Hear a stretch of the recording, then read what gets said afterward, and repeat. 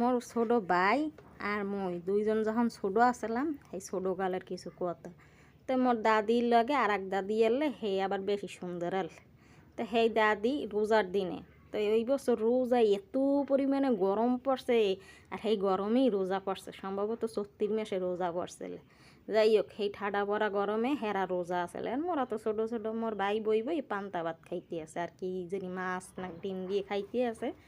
পরে ওই দলাবুড়ি আইছে, দলাবুড়ি আইয়ে কইতে আছে ও দাদু খাও কি, কয় ভাত খাই, কয় মোরে দুগ্গ দেবা, কয় না দেওয়া যাইবে না। ও আবার হেই কই ভাত খাইতে আছে। কতক্ষণ পর বুড়ি ওর পাশেই হইয়া হ্যাঁ এবার আগ করিয়া নাক ডাকতে আছে, ঘুমের ঠেলা এখন নাক ডাকা শুরু হয়েছে, আগ করি রয়েছে।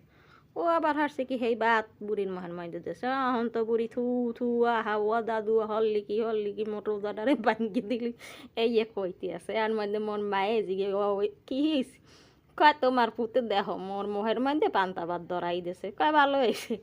এই মোর আসতে আসতে পড়িয়ে গেলাম। যাই হোক কথাগুলো শুনতে আপনাকে কেমন লাগছে জানি না, কিন্তু আগের দিনের স্মৃতি তো বলা যায় না। ভালো থাকবেন সবাই।